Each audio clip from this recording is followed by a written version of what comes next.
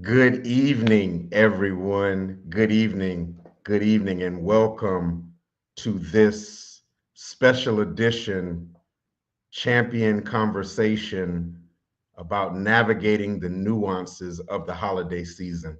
I'm your host, Napoleon Bradford, and it is without a doubt an honor to be here and to share this space. I want to give you space, those who are watching, to take a minute, share this, as well as type in the chat and comments where you're watching from. Now, we are fully embedded in the comments, so your questions and your conversations can be easily responded to if you just type in the chat. I apologize for the delay, but as you know, things never go the way you plan. So, with that being said, this conversation is so important, especially as we're preparing really 3 days away from Thanksgiving. And for many of us, we have experienced some things in the last 365 days that may make this year different. And even if it's not in the last 365 days, the reality is oftentimes the holidays are filled with moments that trigger past trauma or that just seem different. Many of us aren't as enthusiastic. We're not excited about decking the halls with boughs of holly. We're not excited about here comes Santa Claus or any of those things. So I have to be honest that even for me, yesterday, right? In fact, no, it was Saturday, I finally finished Young Sheldon, right? It's a series spinoff of Big Bang Theory. And nobody warned me about the last season. And I'm not going to spoil it, but in the last season, 3 episodes before the end, there's a traumatic event. And the way the traumatic event unfolded was two coaches from the father's school showed up, the coach and the principal, to deliver bad news. And for those that don't know my story, I was at church on a Saturday, and 2 police officers came to tell me that my daughter had been killed in an accident. And so when I saw it, and then the subsequent episode was all about Sheldon reliving the last encounter with different outcomes, different things he should have said, different things he should have done. And I remember grappling the same way, trying to figure out how I could have done things differently so that my daughter would still be here. And so for the last 3 episodes of Young Sheldon, I cried, and it put me in a dark place for about 24 hours. I couldn't finish my work. I couldn't write my sermon. I was devastatingly impacted. And my daughter passed away in the car accident in 2016. So 8 years later, I'm having a major grief event. And so I know it's not just me, which is why I thought this was so necessary to have. And I couldn't have this conversation without one of my closest friends and someone who navigates grief better than anyone else I know. So without further ado, I bring to the stage my beloved sister, Dr. Jamie Eaddy Chism. Of course, I'm on mute. Hey there, my brother. So glad Hey, to be here tonight. yeah, And listen glad to to your have you here. story, man. Listening to the story, even as we start the conversation. Yeah, thank you for sharing that as an opening for us. Yeah. Yeah, it seems so apropos, right? Like we're having this, and this happens to me. I'm supposed to be hosting it, but in the preparation for hosting it, this Yeah. this event happens. And so let's unpack the reality of Mhm. emotions that many of us don't expect to have during the holidays, but that might creep up on us. Yeah. We're doing this at work right now. This idea of, or talking with people at work about this idea around, we don't get to determine what emotion is going to show up in our bodies, in our being, right? That it has free reign. It can come and go. And often during these holiday seasons, whether the loss we experienced was last year or maybe even 10 years ago, it doesn't mean that sadness won't rear their face. Like 10 years ago, you've been fine for the last 9 years. And all of a sudden, this year, sadness shows up. Anger or frustration can show up. Joy, right, can show up as we think about the moments that we got to spend with people. But yeah, these are memories. And I don't really like to use the word triggered because I do a lot of work in gun violence, right? So that is not the word we want to use. But these emotions that are awakened, especially during the holiday season, songs are playing, commercials are playing, everywhere you go, there are decorations. And so any of those places that we find ourselves can be the activator for memory. That memory then awakens emotions, right? So yeah, and it's all of them. And really to help us feel that we don't have to be ashamed that, you know, this loss was 20 years ago. I shouldn't be feeling this way. No, it came, give it its space, right? And so yeah, any emotion can show up in this season and it can be activated because everything around us is celebrating a holiday. Even if we don't celebrate the holiday, the memory that it awakens in us can certainly bring emotion with it. Yeah. That's a major point. And I love the word activate or awaken, right? I love it because it suggests it may have been dormant or under control for a while, but some new stimuli, some new memory, some new occurrence shook it a little bit. Yeah. Yeah. Because it lets us know that all of the emotion is here. It's here, right? And yeah, maybe I haven't been sad for a year, and that's okay. That doesn't mean that sadness, that I will no longer feel sad, that I will never feel sad again because of this particular loss. It's just that I'm not sad right now. But you play, you know, for some folks, soon as you hit in my mind, for those who celebrate the Christmas season, right, it starts to bring up memories of people and things, and that could be some sadness, some joy, some peace, but also some sadness. So yeah, it activates memory. We have memory. Now there can be some cognitive deficiencies where memory doesn't work the same way it did before. Okay. But barring that, we have memory. And memory is that thing that reminds us of the good times, of the not so good times. It reminds us of the connection. It reminds us of the closeness, right? It reminds us of the, I can reach out and touch you. It reminds us. And so, yeah, just feeling comfortable enough to know that even if you don't feel the thing today, it doesn't mean that you're not capable of feeling it and being okay with the feelings that arise. Now, why do you say that? And while you're saying that, this is what came to mind. Because the other piece is this illusion that grief sometimes somehow dies or you can be cured from grief, right? But again, those words activate and awaken both suggest that grief is forever. It's a forever part that we can either choose to ignore and it sneaks up on us, or we can choose to embrace and we learn to coexist. Is that right? Or should I not use that term?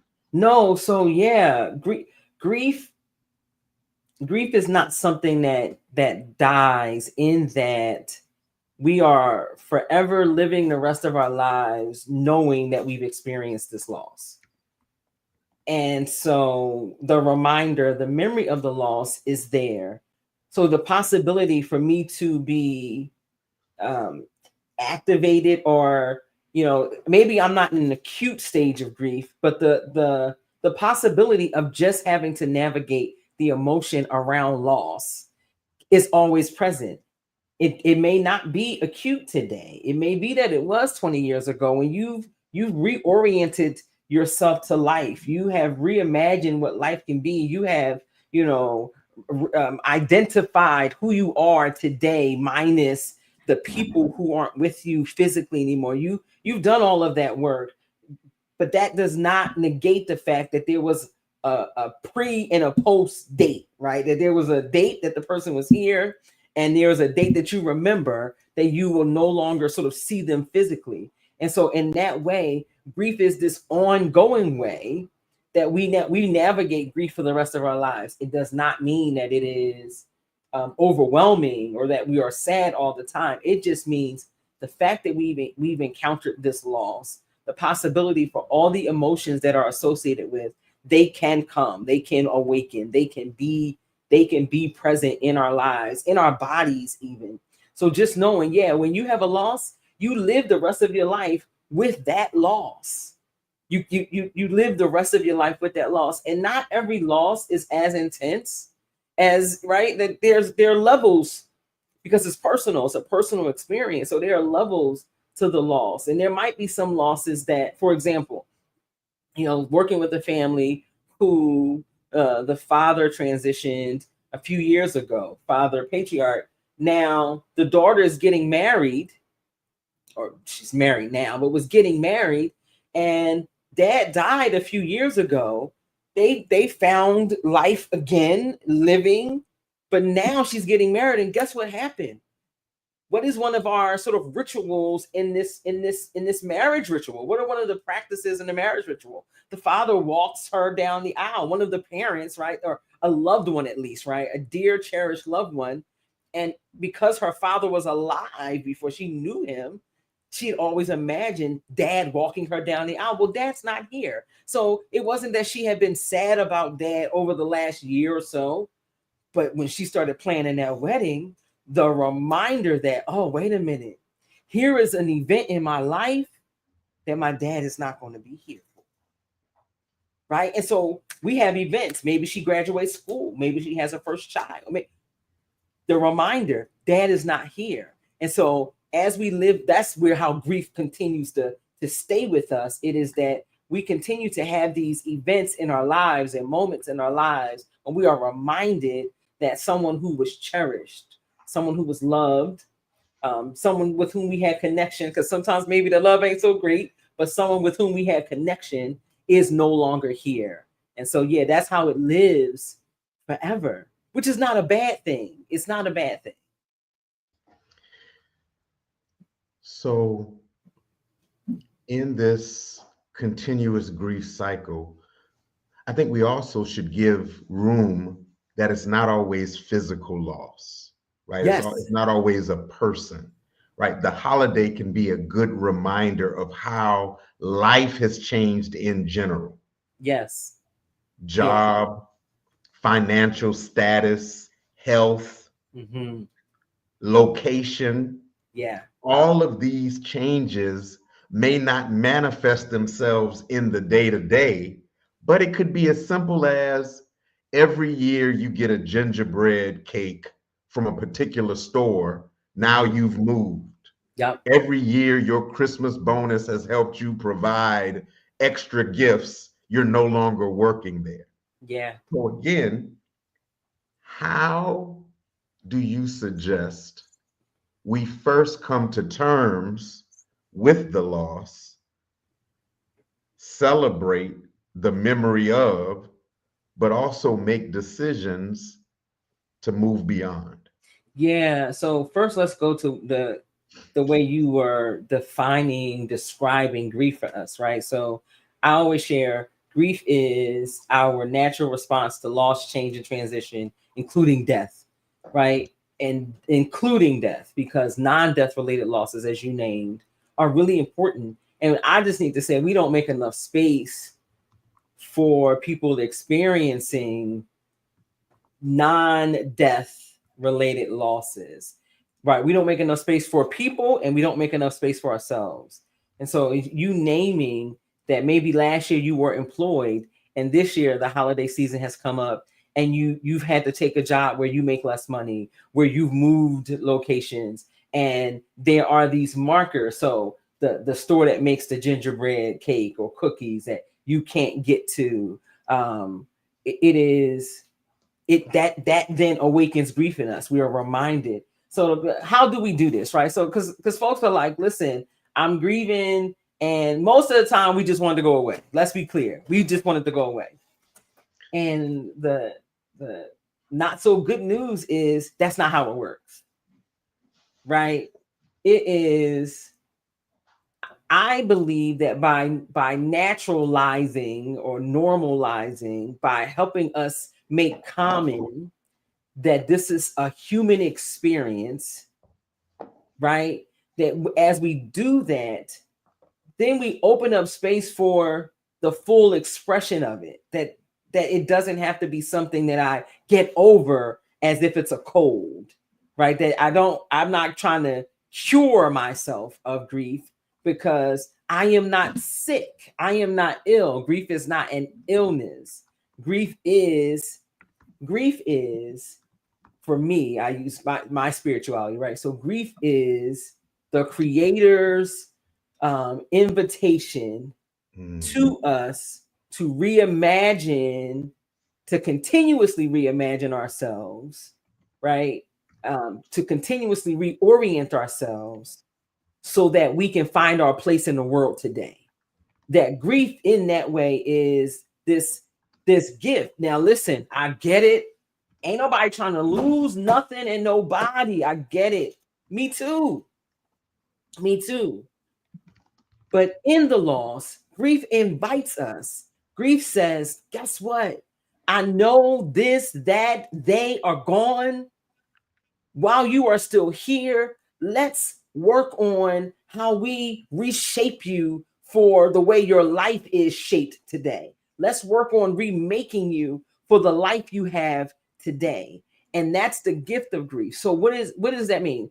Getting over it? No, I say you ain't got to rush to get over it.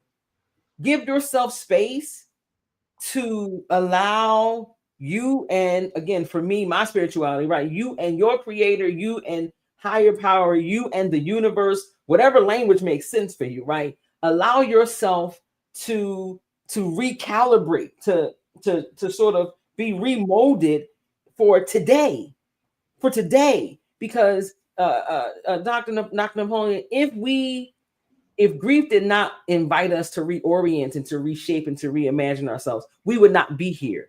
We would, in fact, die when those that we love die. We would not be able to move forward. Part of moving forward is the fact that we have the capacity, that we have the energy to remake ourselves for today.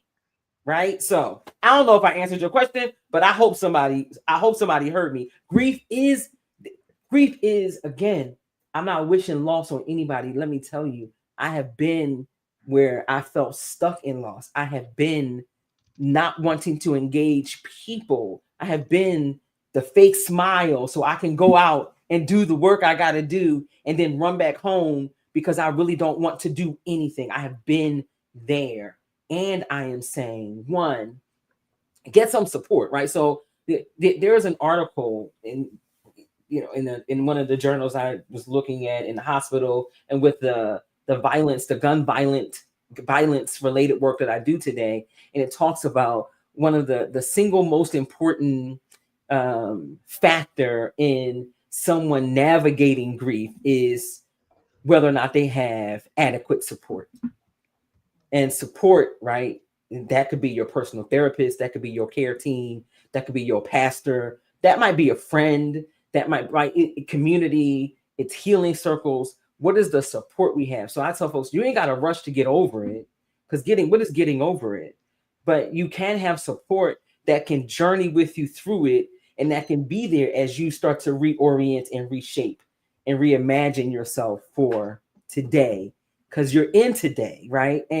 And as we do that, you know what begins to happen over time? And I say over time is you might actually start to believe in a tomorrow too. Wow. I want to sit with this for a second. Yes. Because this in itself is not an easy task. It's not. Right? To see grief as an invitation, right? That the creator, based on your faith tradition or some higher being, or that the world itself invites you, first of all, to live beyond the moment. To keep Because going. The because world invites you to keep, yep. because what a lot of people say in grief is, I don't know how I can continue to live. Right. When you were clear in what you said as part of your position and your opinion, that if there is no hope for beyond or after, then we would be part of the reason there is grief. In other words, we would be dead. But because the moment did not take us, that we were a part of the after and the beyond, then we have to reshape how we see it and how we see us and our life. Yeah. Yeah, that's the invitation. That's the invitation. So it's a choice. It's a choice. And so this is what makes it hard, right? It is a choice. And again, none of this is easy. It is not.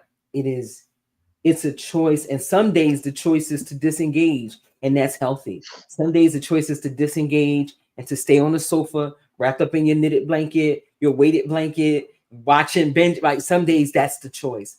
And that's a healthy choice some days. That's the healthy choice. But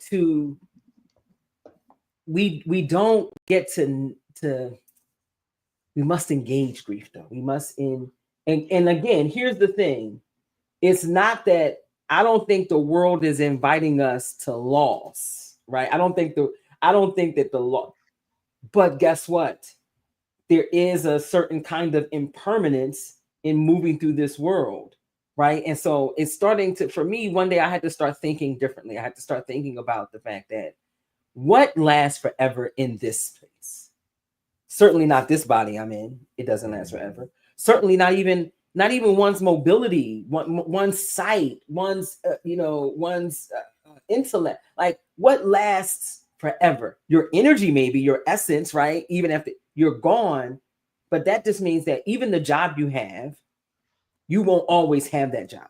The relationship you're in, and this is not wishing divorce on people or anything like that. This is saying that it shifts. Because again, remember, grief is our response to loss, change, and transition.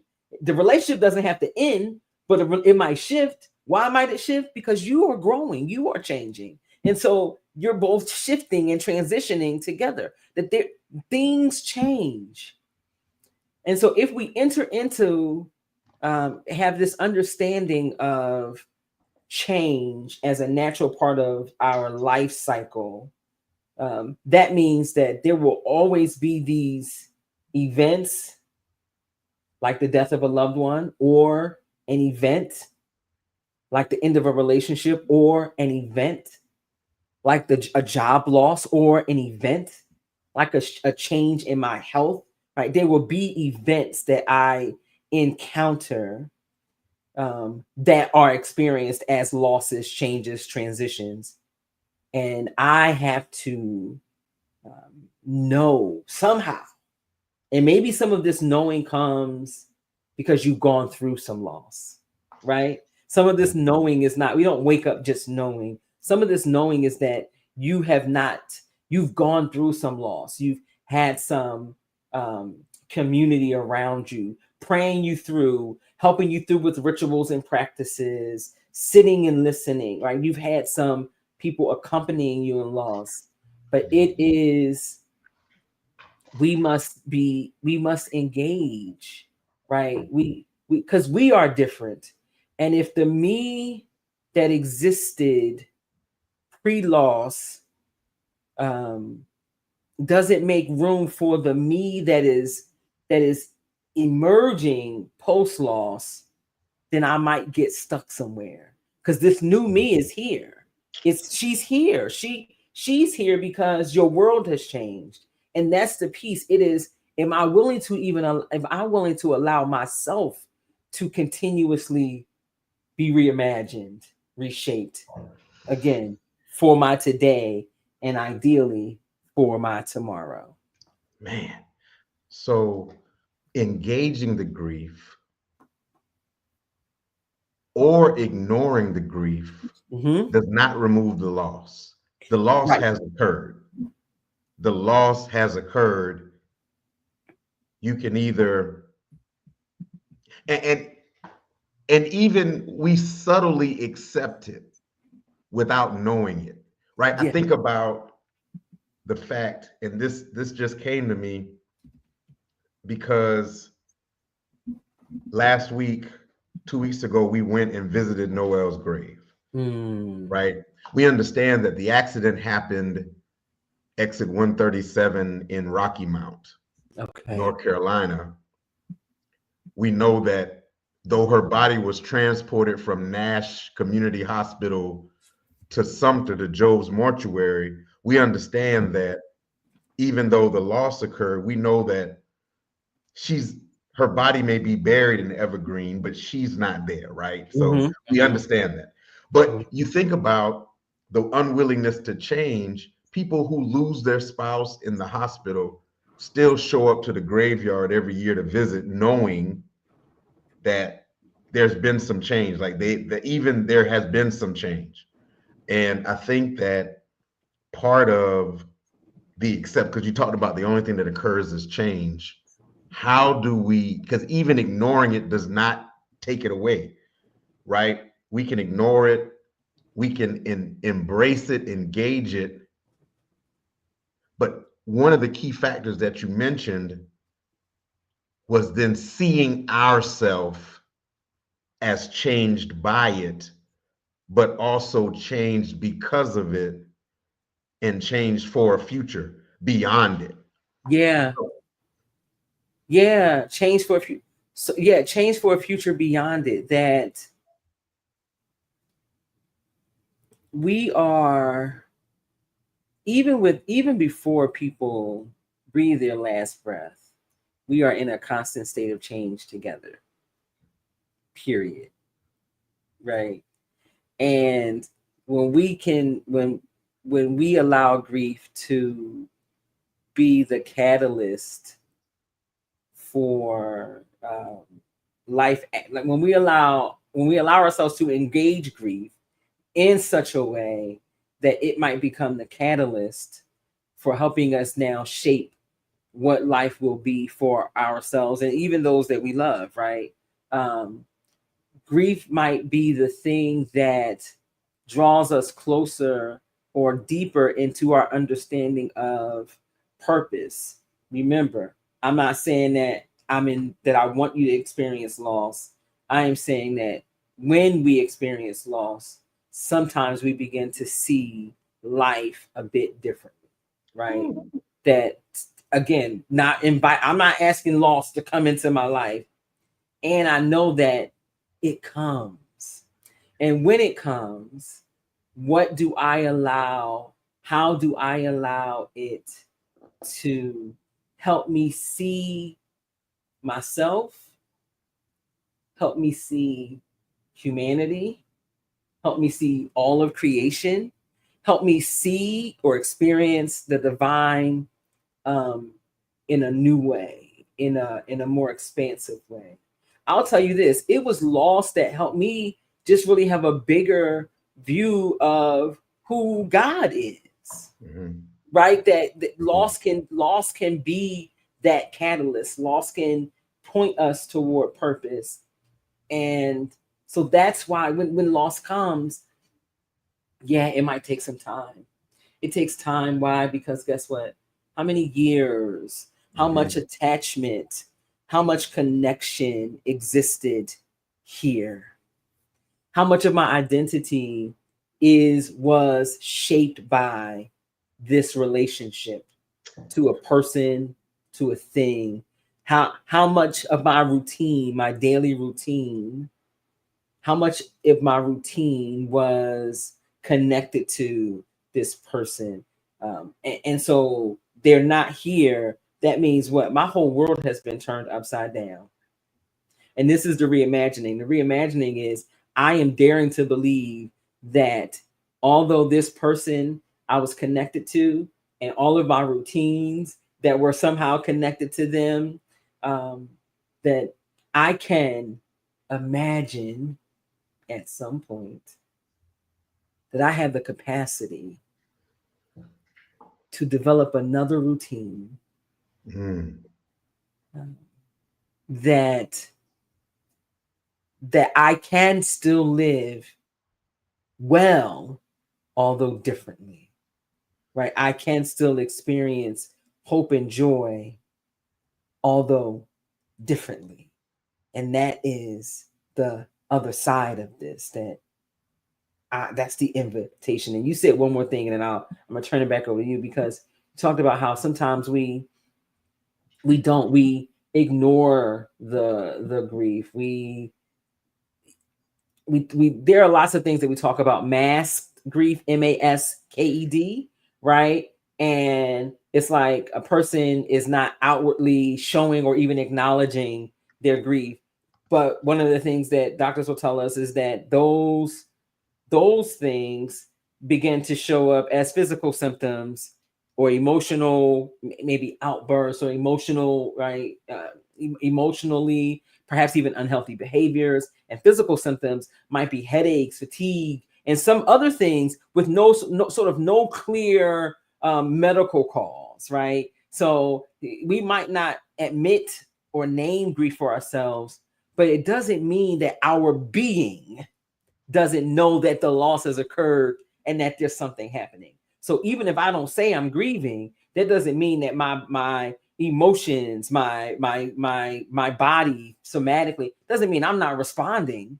It's I'm not admitting, but my body could be getting towed up because I'm grieving. And so it's not even just that we have to, yes, and acknowledging it is very important, because what might happen is, and this is true for so many communities, speaking specifically about African American communities, people of the African diaspora, but other communities that have been marginalized, is that some of the things that have caused us grief have been experienced for so long, and our responses to it have been passed down from generation to generation, that it starts to look like personality, culture, when really it's a response to grief. You see what I'm saying? And so we think, oh, this is just how I am. This is what it is. And if we trace it back some generations, we realize that this is a learned behavior against this particular type of, and I can use the word oppression, I can use the word violence, I can use the word loss. This is what we have. This is how we have adapted to continuous loss over time, right? Not engaging it, but developing these coping mechanisms that help us make it through, but it wears us out in the process. Oh, so I want to go in 3 different directions. Okay. And I don't even know how we're going to do this. So the first thing I'm going to say is, in this reimagining, redefining, reorienting, what happens with the guilt that comes because you've decided, or you're attempting to try something new beyond the lost moment? Yeah. So I'm glad you talk about guilt. So one, just for all of you who are watching, even if you watch it after the fact, everyone's not going to feel that guilt, right? So everybody's not going to feel the guilt, but some will. Because how dare I experience joy with my loved one gone, right? So one, education is really important in us moving through grief, which is why these kinds of conversations can help. It's how do we help folks recognize that you continuing to live is not a betrayal to the person who is no longer with us. So we got to sit with and dismantle the idea that to continue life is betrayal to the one who's not here. because I'm usually feeling guilty because I feel like how dare I laugh? Mom's not here. So how do conversations like this, how does having support, how does that work in helping us recognize that the guilt, and I can't erase your guilt. That's the thing about this too, right? Mm-hmm. It is, you have to, we can present information around permission, giving yourself permission to live, working on rituals that could maybe connect you. We call it continuing bonds, right? Mm-hmm. By staying connected to the legacy and the memory and the spirit of your loved one, and then continuing to live. But it's how do we think about what it means to live as non-betrayal, right? Like, I am not betraying the one who's not here. So that's something that we work with, and it takes time, but that's also something that a person has to do.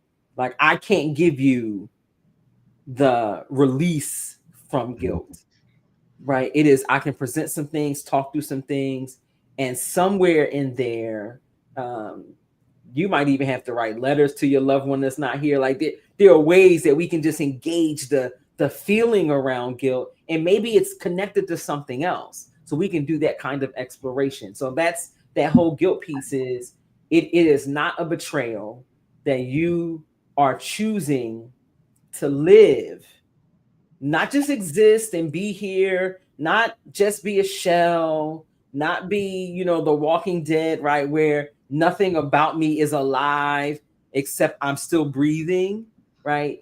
Giving yourself permission to live requires, for some, exploring the guilt, finding out maybe what is this connected to, and then having some other language, some other, right? When that lie comes up, what kind of truth can I place against it? And I might have to do that continuously, right? This is why y'all see these things right here. I love these little things. They just stick to whatever surface. Like, in what way can I continuously give myself reminders? Because lies will pop up. Because I've been nursing these lies forever. They'll pop up. How do I give truth so that I can keep disrupting the lie that's popping up, that you can't smile and mom's not here?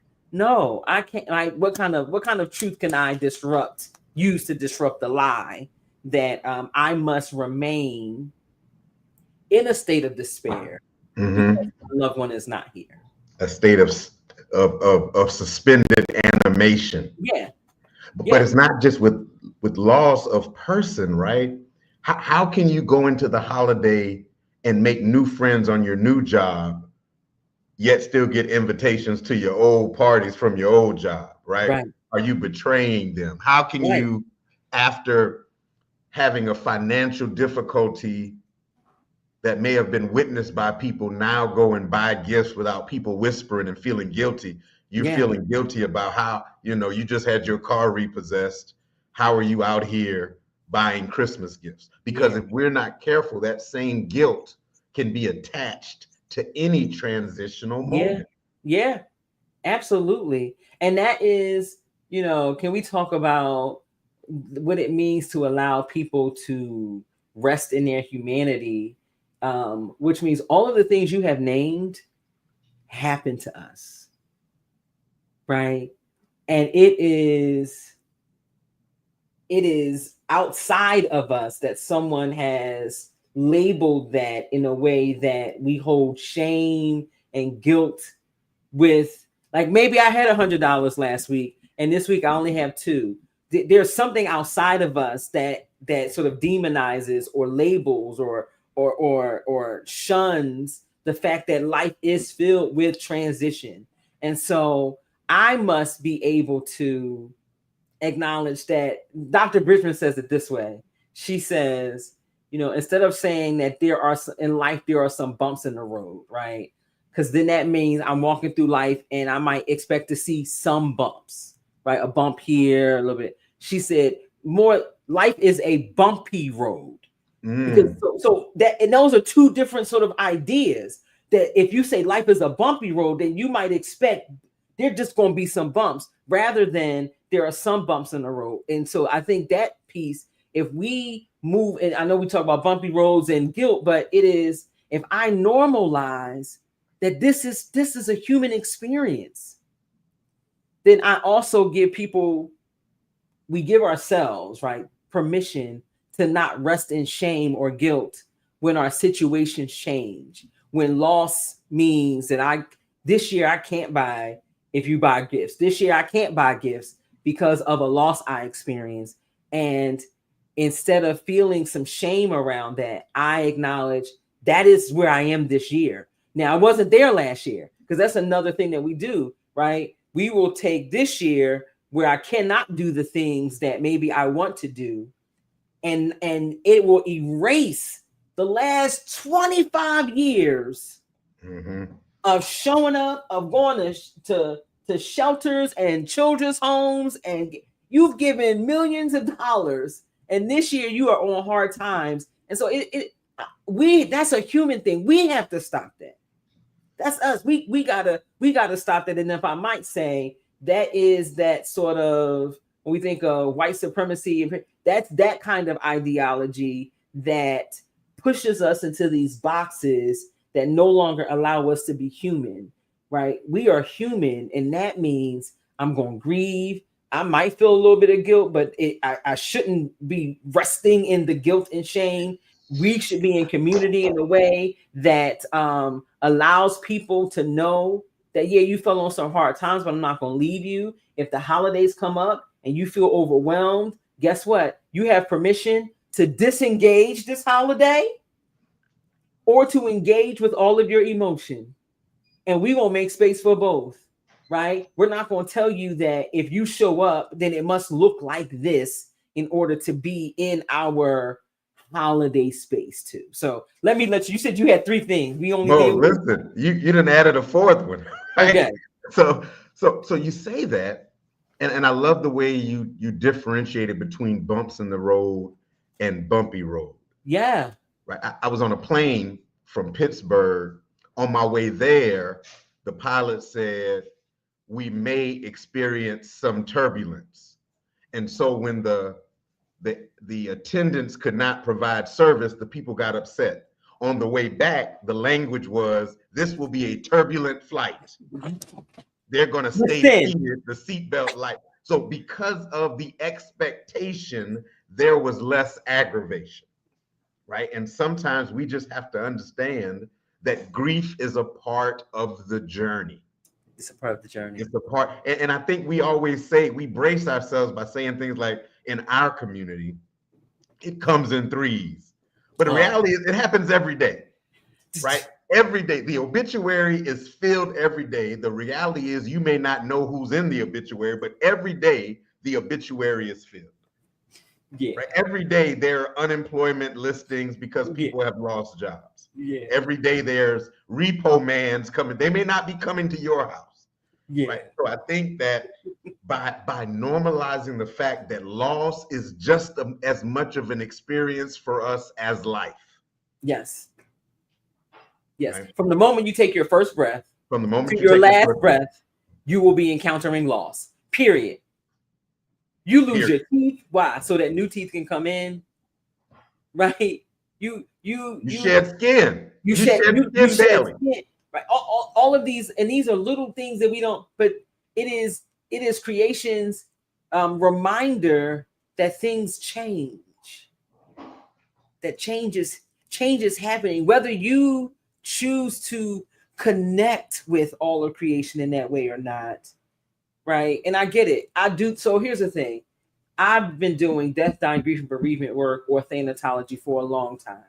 And so, yes, my lens is toward loss and grief. I get it, right? But I think there are ways that all of us can engage in some of the process in ways that allow us as individuals and community to sort of navigate in healthier ways. So, yeah.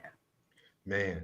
So my next question, the second piece of this, well, that was already my second one. So my third piece goes back to this not only this, continuing to live is not a betrayal to the one or situation that has changed, but you mentioned being culturally sensitive because the ways different cultures deal with grief is different. Yes. And I say that because there are certain grief curricula that were never designed to be cross-cultural, right? Right. And I didn't experience that until I asked a question about why was this translated in another language? And they said no, and they weren't planning on it, right? Yeah. Because it was always for one group. So I say that to say, what are some ways we can culturally respond Yeah. in the holiday season and any season to grief moments? Yeah. Yeah. You know, one of the biggest ways and one of the best ways to respond to people is to listen, right? Because and I say listen and not form an assumption around what they want and or need, what their experience is, because we do that, right? We assume everybody needs to do these 5 things. And sort of culturally, it is, if I want to journey with you, if I want to be present for you, support you, think about this holiday season, maybe I might want to. Humility keeps us not well.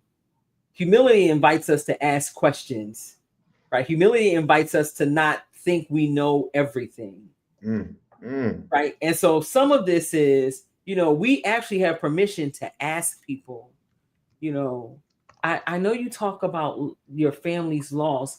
Are there some ways that your family has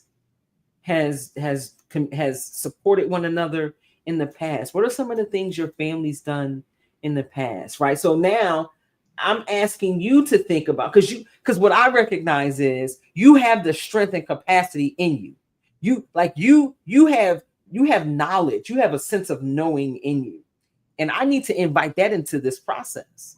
So these culturally appropriate ways are, it's me recognizing that not everybody believes that death comes in threes. So even if I use that kind of statement, not using it as an absolute, right? So that's why I do a lot of wondering with people, right? Because guess what wondering does? Wondering invites them and me to co-create and to journey together. Instead of saying, this is what works. It is, have you tried? I wonder if, and I may share stories about, I've supported a couple families recently who've been impacted by gun violence. So I know you've been impacted by gun violence. I've named that as a thing. And I may have said, here are a couple things that they've said to me. And I don't know if any of those might be supportive of you. Does any of that sound? So it is a willingness to ask, to lean in, to recognize that even if you are the expert, you ain't the expert. Like that is for me, the culturally appropriate way. Now let's talk about some things that maybe we're familiar with that our families do, right? So storytelling in families. So one of the things we would do, we tell stories. My family, and we're not as big as we were when the matriarchs, when the grandmothers were here, right?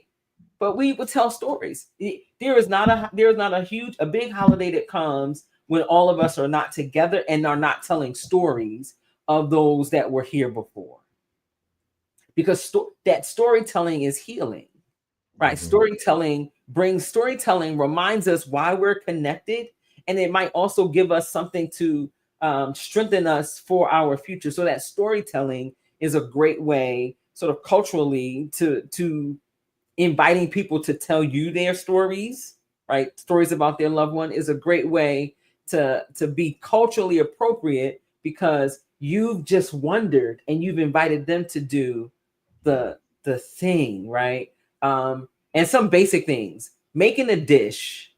So if you're having a Thanksgiving dinner, right? What was grandma's favorite dish? What did she make? She made the sweet potato pie. Okay, who gonna make the sweet potato pie this year? Because we know grandma's not here. So it's maybe sometimes it is doing or making their favorite things. That's a way that we can come together. So inviting people to do what is their strength and recognizing that your strength and your family, it might be different than their strength and their family.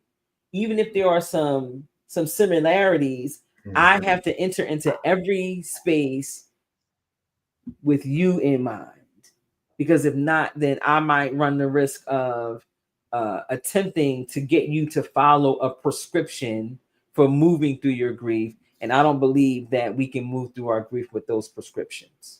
Woo.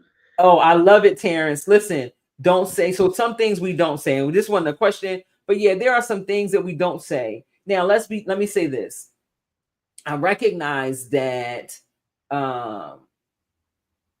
there are some platitudes that we use that we think are helpful and we may have found helpful.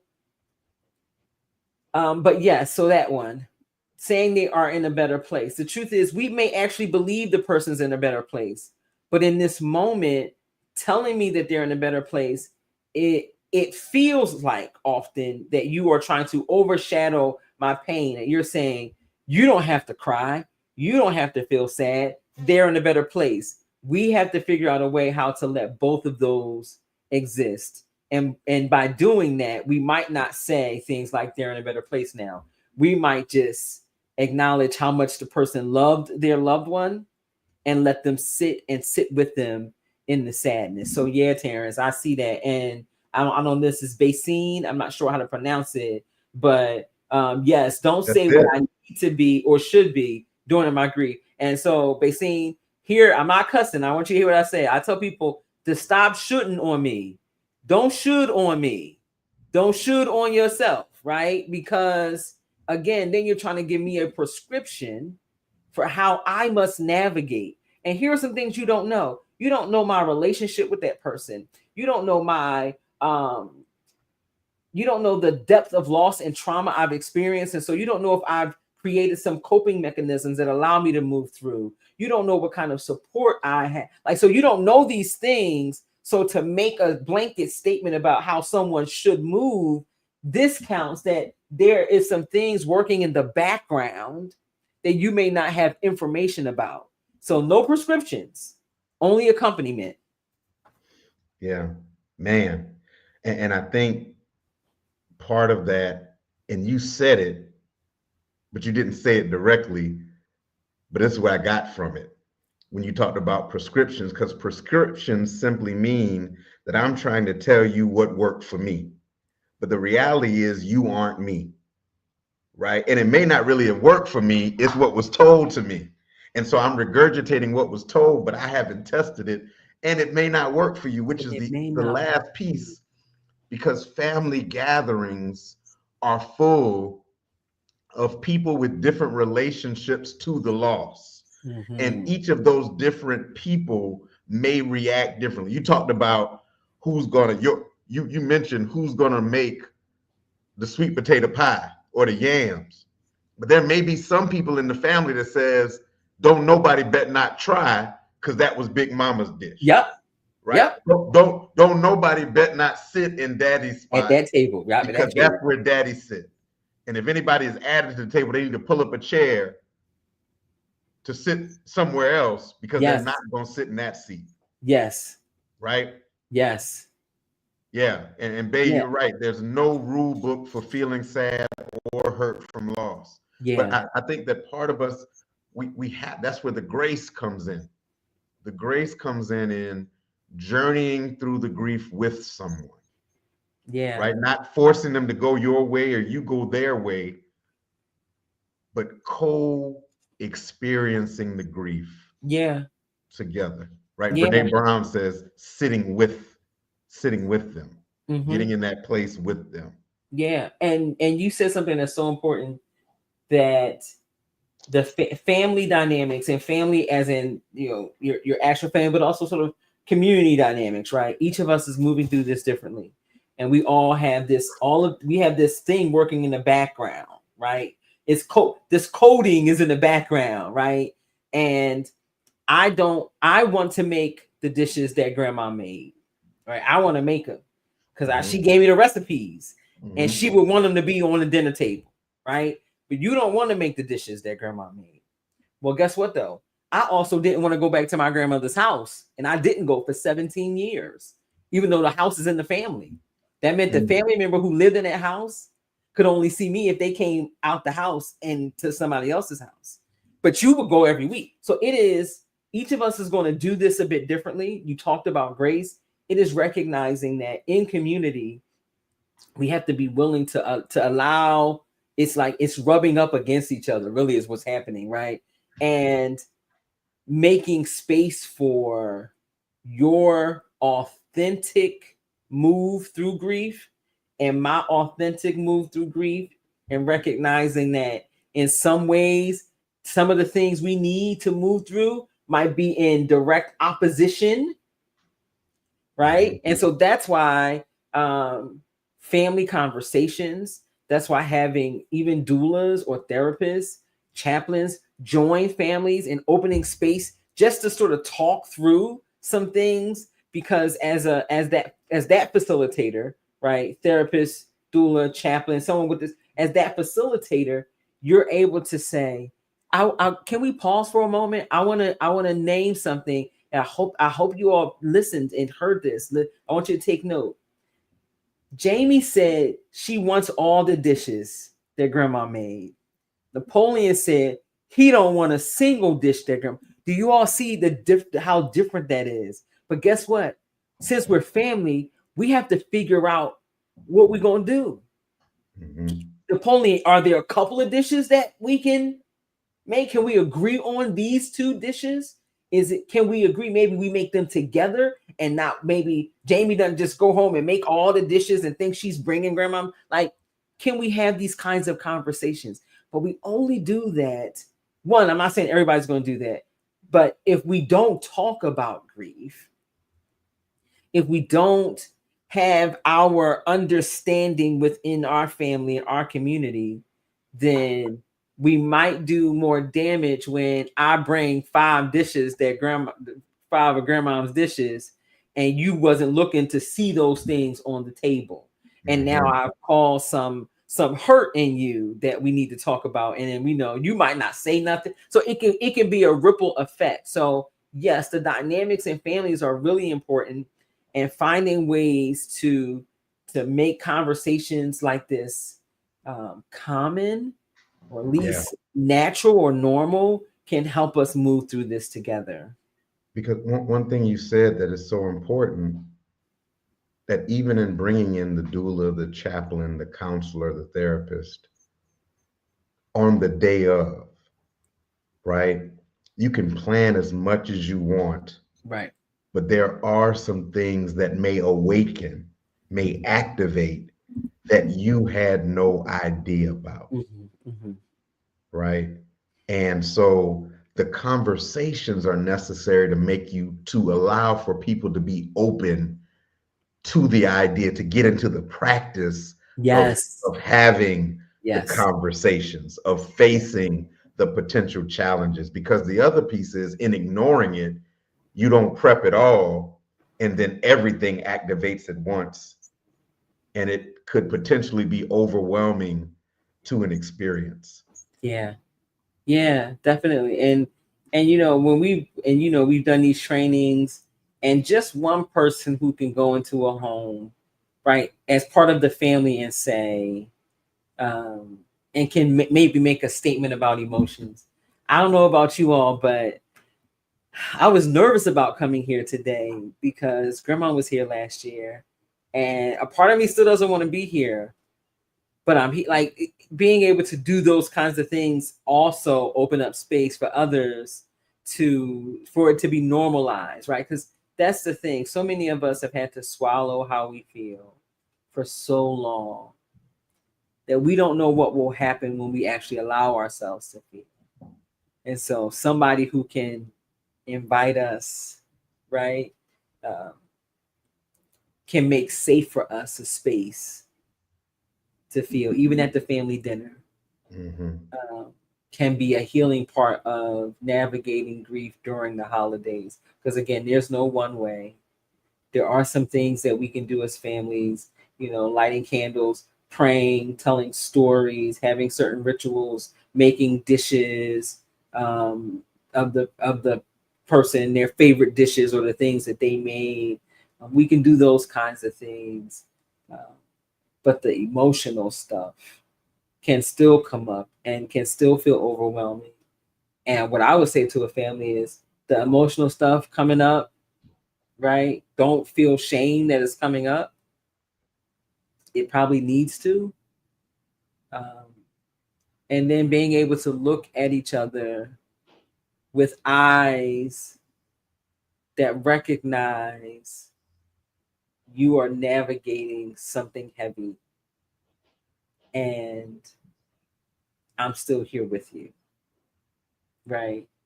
Can be helpful. Yeah.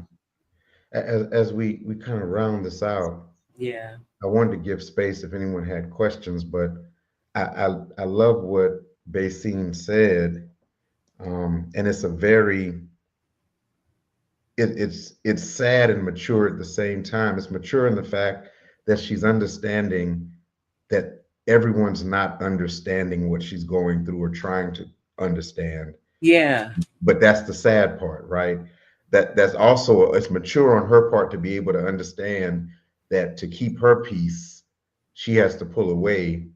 But it's also sad that the people that everyone does not recognize, not that they will understand it fully, but that they don't recognize the weight of what she's going through and the newness.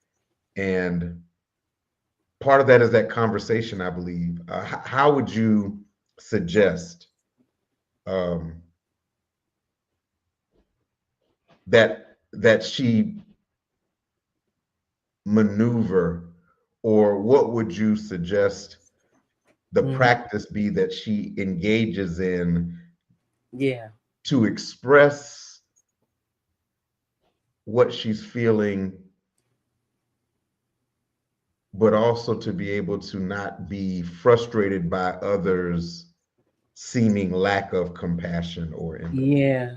That's a good question. So, not everyone has the capacity where they are to hold where you are, period. And I don't even know if that's sad, to be quite honest, because I think each of us is awakening in new ways every day. So we're growing. So, and I'm not saying that the person who is grieving now has to manage the growth of everyone else. I'm not saying that. I am just saying that I recognize that not everyone has the capacity Mm, to hold me in the way that maybe I feel I need to be held. Period. So it's my acknowledgement of that then guides how I interact with the world around me. So I love that Basine said, I'm learning that silence is golden to keep my mind at peace, right?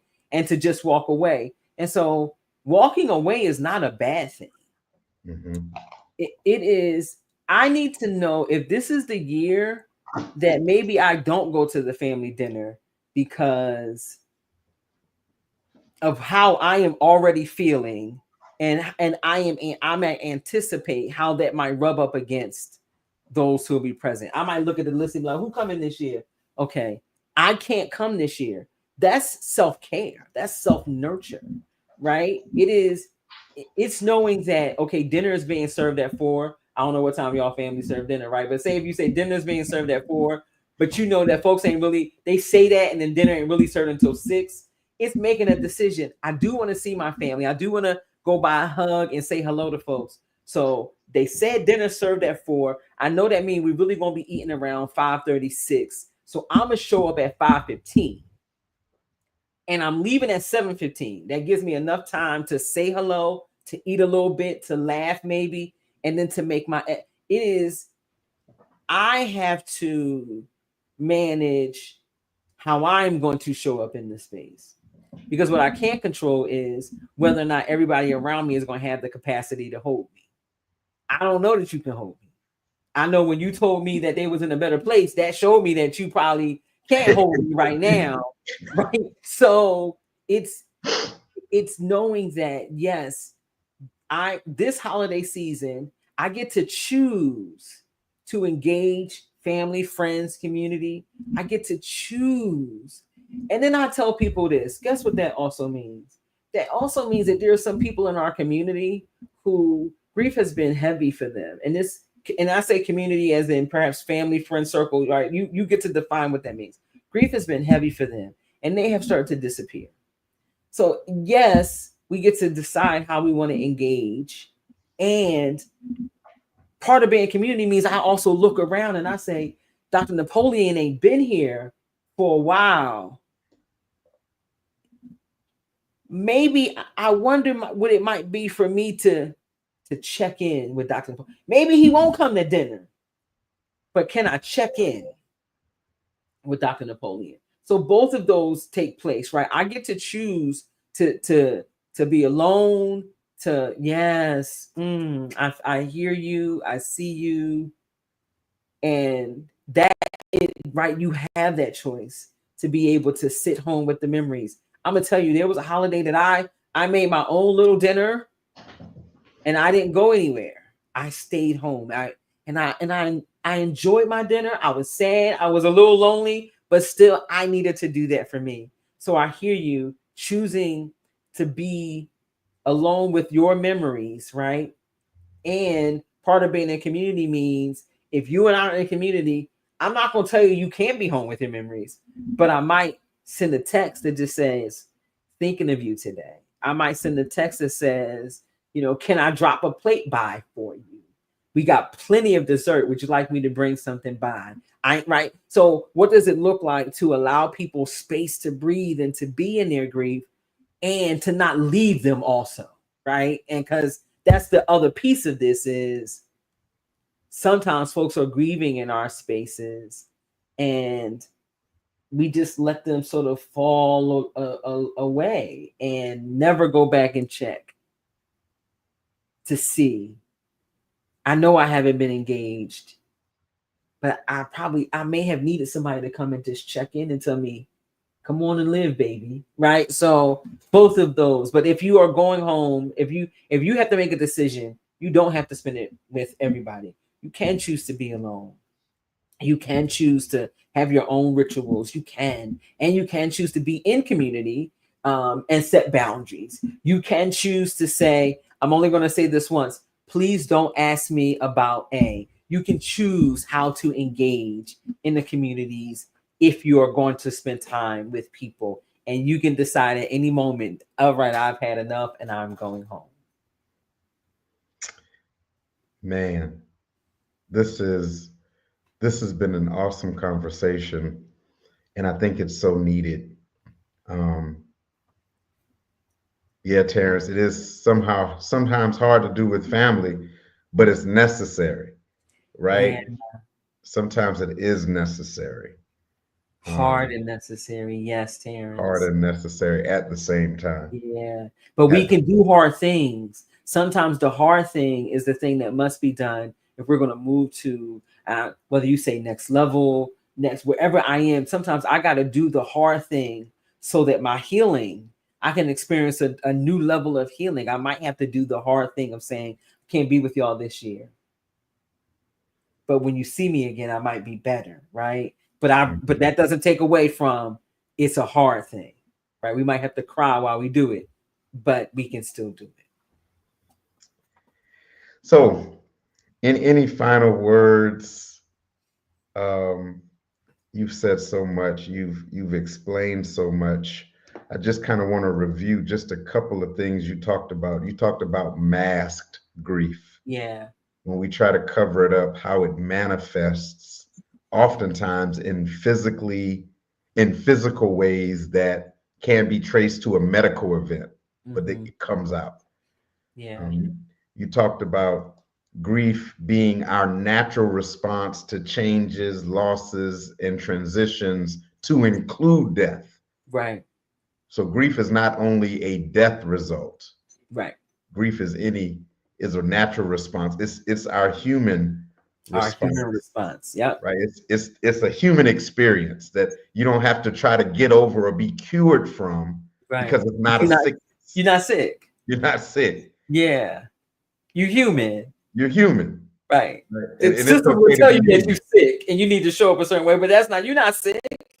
You're human. Yeah, you're human. You're human.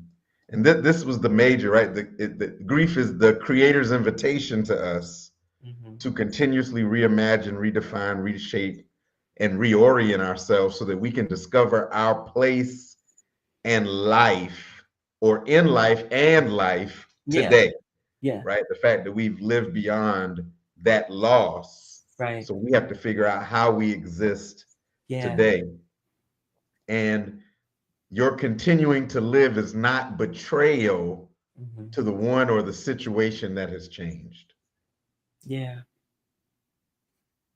Right? Listen, I don't even know that I have that's it. It is critical for us to see ourselves as human, and there is no one way to move through life for the millions of humans that are on this earth, right?